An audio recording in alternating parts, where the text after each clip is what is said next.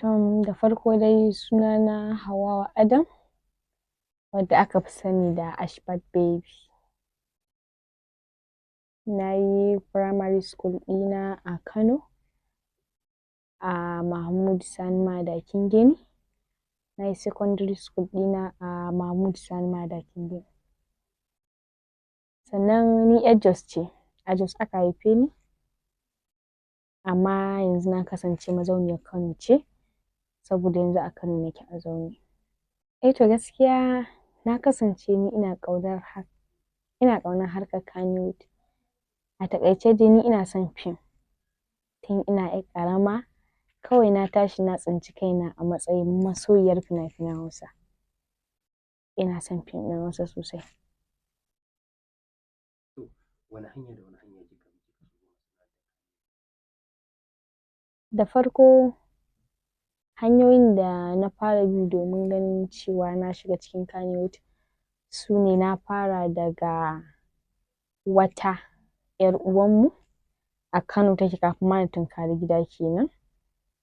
To daga baya dai ta ban shawara in fara faɗa a gida, to sai na faɗa a gida.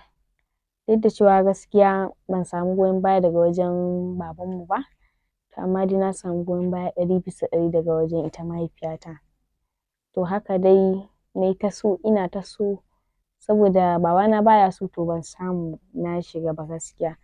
To da yake Allah ya yi, bayan rasuwar mahaifina, duk da ina cikin baƙin ciki da takaici, hakan bai cire min sha'awar fim ba.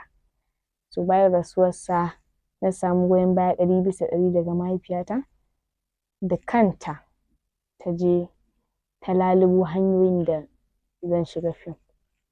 Dan dalilin haka ne ma yasa ta dawo Kano da zama, saboda in cika burina. Ina so ki ce ke kaɗai ce 'yarta?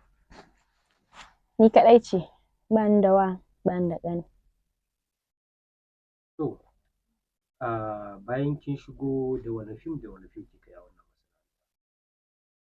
Na yi fina-finai da dama gaskiya, aƙalla za su iya kai 25 zuwa 30. Wasu sun fito, wasu kuma ba su fito ba. Amma waɗanda ba su fito ba ma sun ɗan fi yawa, amma wasu sun ɗan fito da dama. Kamar wanne da wanne? Akwai Jinin Jikina, akwai Bugun Numfashi, da dai sauransu. Akwai Igiyar Zato, akwai fim ɗin da na samu sunan Ashfat a ciki, sunan shi Ashfat fim ɗin. Sai kuma wasu fina-finai da nake yi a yanzu haka, waɗanda ba su fito ba, ana kan yin su dai. To, daga wancan lokaci da kika fara zuwa yanzu, Gaskiya na samu nasarori sosai. Don ko wannan kiran ma da aka yi min aka yi hira da ni, shi kanshi nasara ne sosai a cikin nasarorin da na samu. Duk da cewa na samu nasarori sosai, babban nasara ta ita ce mahaifiyata, da na samu goyon baya daga wajenta, sai kuma sauran dai nasarori waɗanda ba za a rasa ba, amma dai gaskiya na samu nasara sosai.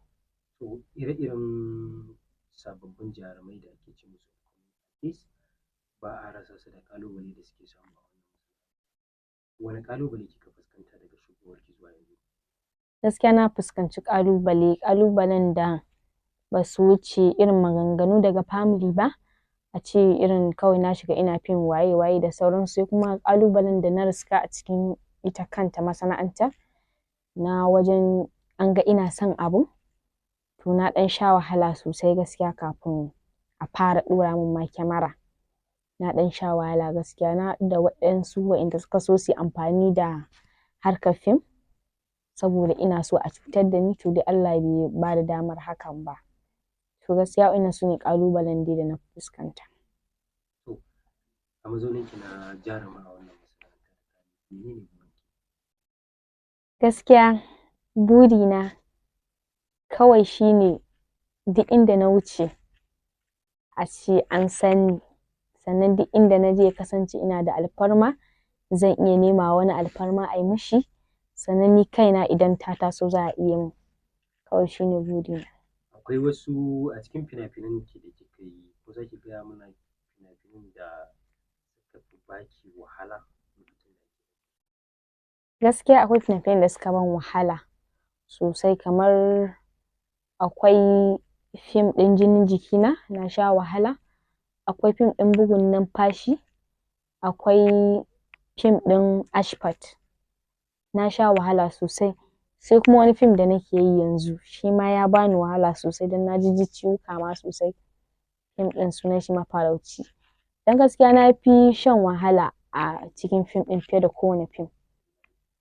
Gaskiya kiran da zan yi daga daraktoci da ma waɗanda suke ɗaukar nauyin fim da ma duk wani babba a cikin harkar Kannywood, ya kamata a ce idan mutum ya yi yunƙuro yana son abu, su ringa ba shi goyon baya suna jan shi a jiki.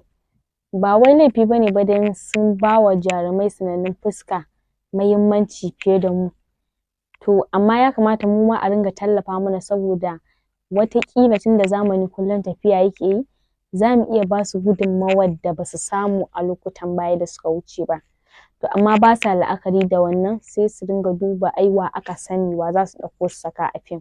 Ba sa duba cewa mu fa idan suka taimake mu muka tashi, mu ma za mu taimake su. To amma dai gaskiya yawanci daraktoci da masu ɗaukar nauyin fim ba su fiye ɗauko tsohuwar fuska su saka a cikin fim a santa suna tsammanin kamar ko ba za ta ba su abin da suke so ba. To kamar yanda wa'incan ɗin sai a hankali sai da suka rene su suka taso suka fashe suka zama duniya ta san su. To dole sai sun yi ƙoƙari mu ma sun ɗago mu mun tashi tukunna za su samu abin da suke so. Amma a daina duba da cewa wai sababbin fuska ba za a sa su a babban fim ba.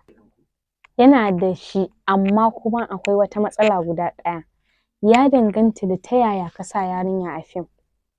A lokacin da ta zo tana neman taimakon ka saka ta a fim, akwai wasu abubuwan da wasu daraktocin suke yi.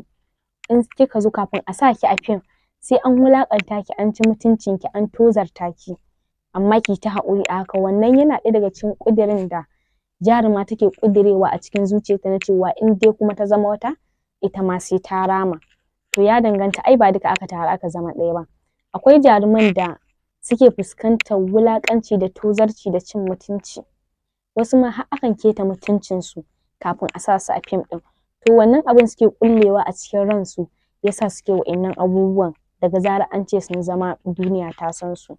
To amma wasu za ka ga ai ba haka ba ne ba. To idan ka mutunta mutum ka ja shi a jiki, zai yi wahala ka ga gaskiya ya yi maka butulci. Saboda haka masu yin butulcin da kake gani ban ce duka ba. Wasu kawai ya danganta da yanayin tsarin su ne kawai a haka. Amma kuma fa wasu a ringa duba dalilin da yasa suke aikata wannan abun. Duk da cewa wasu ba a san ransu suke ba, kawai sun yi ne saboda wani dalili daban, wanda dalilin ba zai yiwu ka fito ka faɗi me yasa ba. To a ƙarshe menene fatanki? A ƙarshe fatana shine ina jan hankalin su kansu jaruman da su kansu producers da su ma daraktoci, shine su dinga ganin mutuncin wa'inda suka shigo harkar fim, su ringa jan su a jiki, ana nuna musu abin da yake daidai da wanda ba daidai ba. Saboda yin halin ko in kula da watsa su da ci musu mutunci da rashin jan su a jiki, wannan yana ɗaya daga cikin abubuwan da suke ba da gudunmawa 100% wajen gurɓata masana'antar Kannywood, har wasu suke zagin ta. To jan hankalin da zan yi a gare su shine da mu da su wa'inda suka ƙware suka iya a ciki da mu wa'inda ba mu iya ba, shine ina ba da shawara a zama tsintsiya maɗaurin ki ɗaya, sannan a ga mutuncin juna, to hakan zai kawo ci gaba sosai.